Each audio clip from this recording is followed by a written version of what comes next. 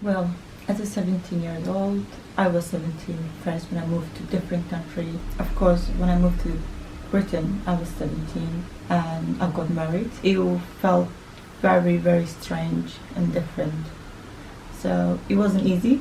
It was really difficult, especially when you come to a different country. I have to leave all my family behind, everyone. So I was by myself here, somewhere strange. I didn't know the language at all. It was really, really hard.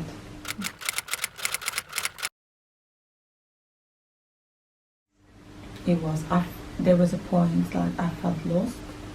I felt really, really lost that I didn't know what to do, what to expect, what is right to be as a 17 years old or be married.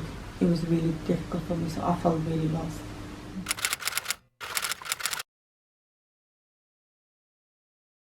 There was lots of challenges I faced.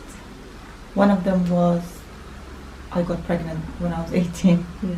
So that was a big challenge for me. It was difficult, really, really difficult. Because I didn't have my family. I didn't have no one. At the time I had a husband and everything.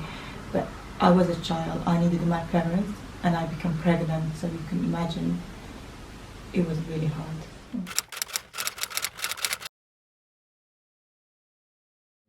Yes, definitely. As a child, when you don't have your parents, when you don't have your family around, of course there's other people that they treat you differently. And I had this experience in, let's say, my husband's family. I had this experience. I was treated 100% differently. I felt really upset most of the time because I didn't feel like I'm part of the family.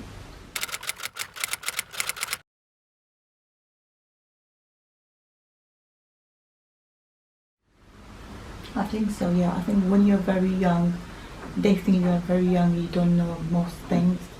They trying to comment on everything you do or just giving their opinions without you asking.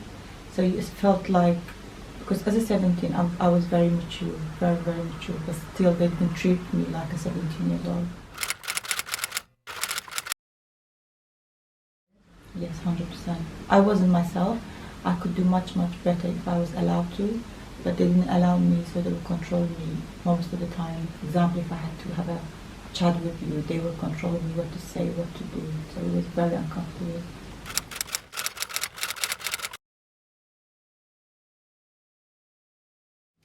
Let's say as a divorced woman now, I feel very, very comfortable and free. So I can make my own decision. I can do what is right for me, for my family. And I feel relieved.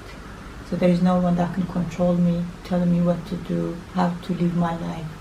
Now I do what makes me happy and makes my kids happy. So I feel really, really relieved after all this year.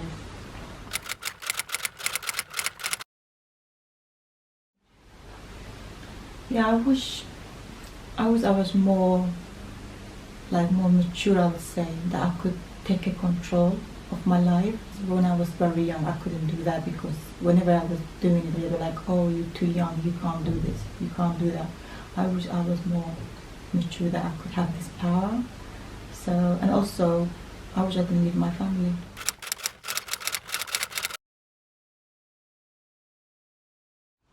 As a woman, yes, they treat me differently because they lived here way before me.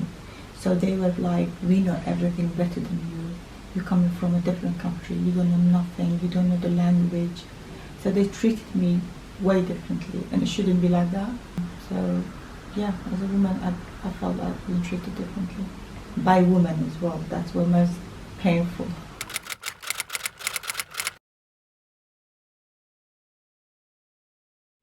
I think it was more to do with the culture thing. She was very, very cultural. She was following her culture thing. She was getting extra mile with her culture thing.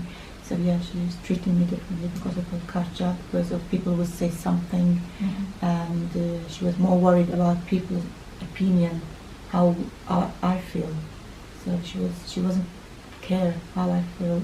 She was more like, "I don't want people to talk about us. I don't want people to say something bad about us." So I was the one getting all this abuse, let's say, because of people.